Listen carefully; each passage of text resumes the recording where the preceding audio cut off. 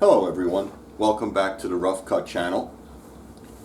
A while back I did a video which was about tapered blades, and I brought up some questions about why blades were tapered in the past, why the old time plane makers made them that way. And there's lots of comments in that video speculating about the reasons why you would make a blade like this.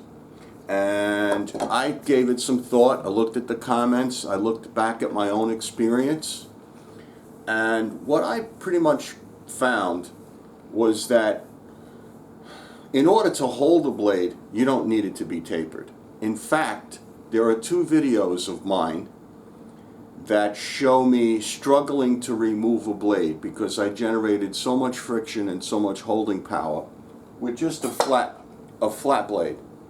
Just regular milled tool steel.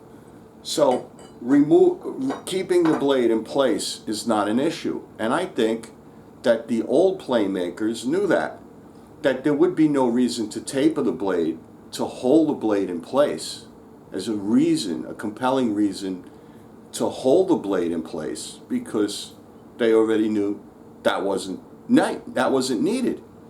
So why did they make the tapered blades? And I don't think it was because it was easier to manufacture, that it was part of some other concept or scheme about making it more economical, or was a byproduct of forging or some other reason like that. I really think that it was an intentional reason based on how the user used the plane. So if you didn't need the tapered blade to hold the blade in place with the wedge, then what was the reason? Well, if you think about it, every time you put the blade in place, in order to do that, you eventually have to remove it. It's part of a cycle. In fact, it's basically an equal cycle. Every time you put the blade in, you have to extract it to readjust it, to sharpen the blade, shape the iron, etc. So I began to focus my thoughts about why the blades were tapered based on the extraction. Now, I'm on camera at least twice having a really difficult struggle trying to remove the blades from planes that I made. And I think that's really where the reason why you would want to tape a blade. That's the main reason. And so let me try and illustrate that with some wedges.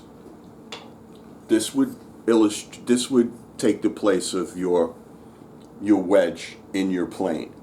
Now, if you have a straight blade like I do when I make my planes, when you tap your back of your plane with your mallet, you're creating inertia.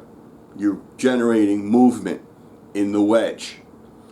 And if the wedge moves backwards, then what happens is, because now here you would have the abutment in the plane, so when the wedge moves backwards, you create space, and now the iron is free. But in my case, all this fits so tightly, and I mean really tightly, that when I hit the back of the plane with the mallet, I don't generate enough movement to free. I can't overcome the amount of friction that's built up in this system. So there's friction below the blade when it sits on the bed of the plane, and there's friction here where the wedge meets the abutment. And I can't overcome that with the mallet. Not easily. I mean, eventually I did, but the point is, you don't want to work that way. You don't want to make it so difficult that every time you do this, you got to turn it into a part-time job. So when you have a tapered blade and you have a tapered wedge, all you have to do, you have to create half the amount of movement, because now it's not moving along a flat plane on the bottom.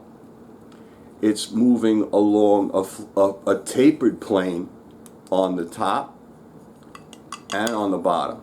So you have to generate half the amount of movement in order to create slip and free space to extract the wedge. And I think that's the reason why you would have a tapered blade. I'm a little bit at a disadvantage because this, in the same way that I've struggled to remove blades because I don't have tapered irons, I have no experience with tapered irons in all the old planes I use. I have about maybe 170 of the old planes. Every one of them has a tapered iron in them. But I don't use those planes. So I cannot reliably say that I have personal experience of using the systems with the tapered irons in order to generate the advantage. So this is just a theory of mine. But I think it makes sense. And so I wanted to share my findings with everyone. I don't have any sort of research outside of my own experience to back up what I'm saying. This is more of just a personal assessment of what I know so far, based on my limited experience. And I wanted to report to everyone that, and we could still discuss it. It's still an ongoing topic in this video and also in the previous video. That's all I have for you today. I want you to stay strong and stay in the game. Thank you, everyone.